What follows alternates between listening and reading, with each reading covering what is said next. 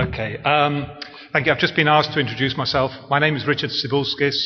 I work in the Global Malaria Programme, WHO. My name is not spelt like that, but it is a difficult name to actually get right. So, also want to acknowledge Azra Ghani from Imperial College, who's contributed very much to the development of this work. My job is to describe how the goals and targets for the Global Technical Strategy were set and how we worked out how much it would cost to achieve those targets. Just a brief reminder what those targets are. They are to reduce malaria mortality rates by 90% by 2030, case incidence by 90%, to eliminate malaria from 35 countries, and to prevent re-establishment of malaria wherever it has been eliminated. We also have milestones set for 2025 and 2020. How did we come up with those targets and milestones?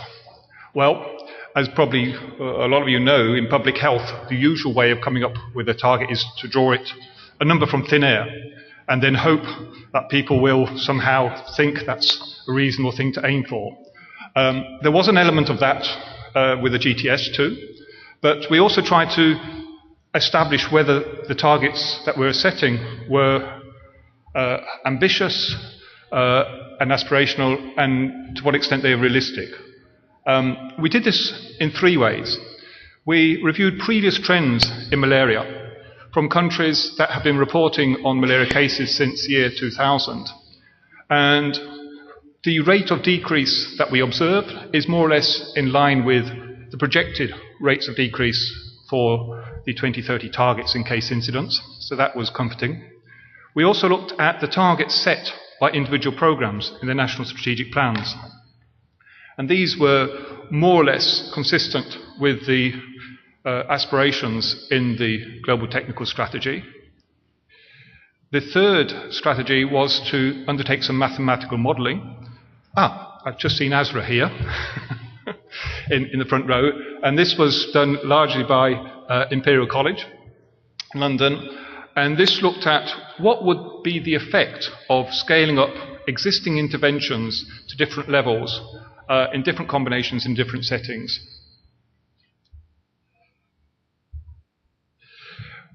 We examined several different scenarios. I'm going to describe the results of four of them. One of them, scenarios that we looked at with the modelling, was to just maintain coverage levels at where they are now, or at least in 2013.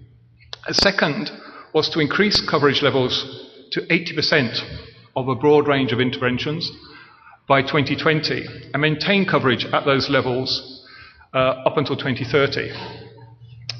A third strategy, which I've labelled Acceleration 2 there, is to aim for 80% coverage by 2020 and then increase it further to 90% by 2025. And a couple of other small changes. One is to use a 2-year replacement cycle with LLINs, and also to introduce rectal artesunate for severe malaria in rural settings. A fourth scenario was to think what would happen if we actually scaled down our interventions back to 2000 levels. And these are the results. On the left-hand side, we've got the projected rates of case incidence, and on the right-hand side, the projected rates of malaria mortality. If we sustain coverage at current levels, we follow the blue line, and we see that we have a modest increase in case incidence and malaria mortality rates, largely because of an increase in, or a decrease in immunity of affected populations.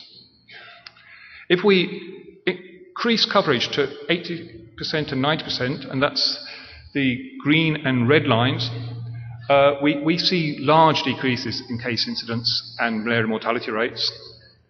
Whereas if we go back to 2000 levels of coverage, we see a large rebound of malaria to higher rates of case incidence and malaria mortality than what was done before.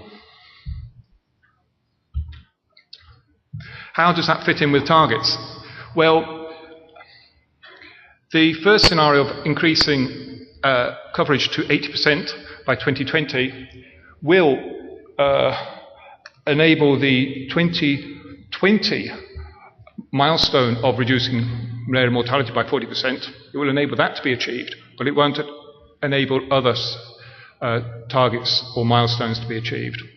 We really need to focus on increasing coverage of existing interventions to 90% if we're going to come close to achieving the milestones by 2020 and 2025. Even with that scenario of increasing current interventions to 90%, we don't quite reach the 2030 targets, but we're not so far off. We anticipate a reduction in malaria mortality rates of 82% and case incidence by 73%. So to sum that up, for the target setting, if we maintain coverage at existing levels, we would have some increases in malaria case incidence and malaria mortality rates.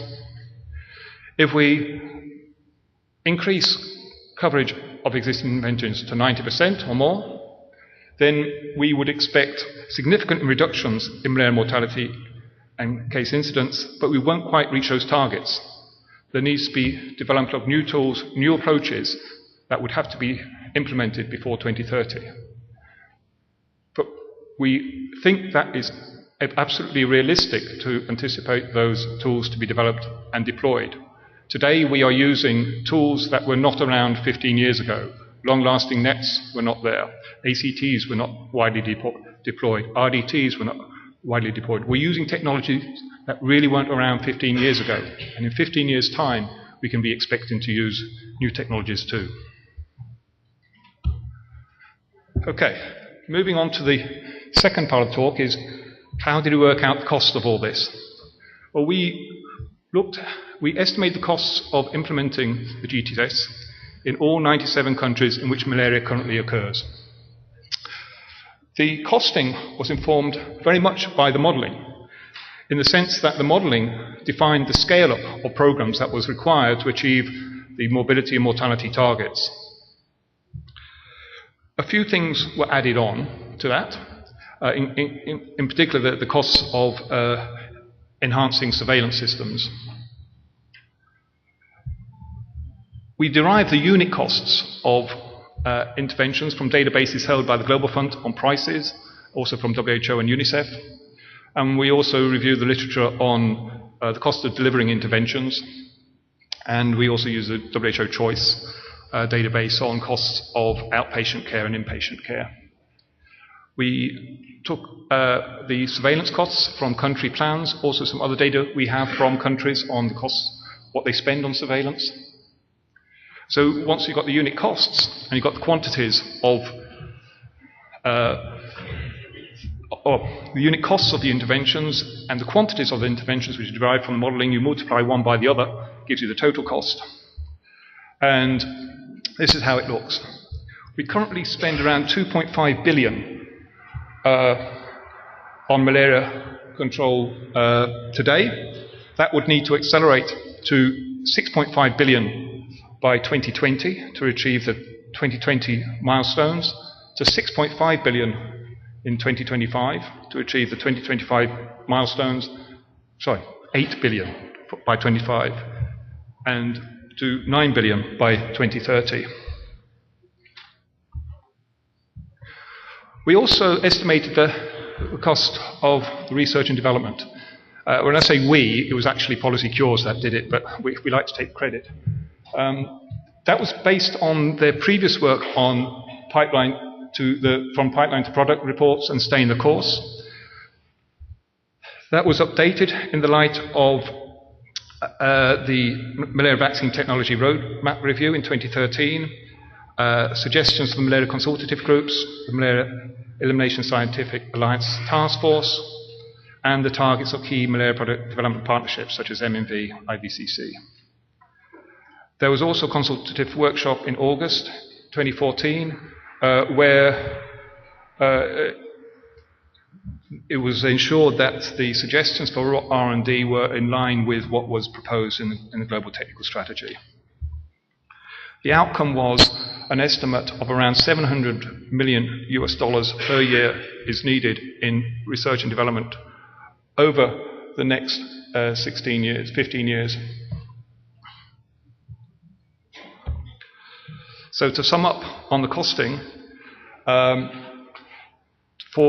scale up programs, we need 6.5 billion by 2020, 8 billion by 2025, 9 billion per year by 2030.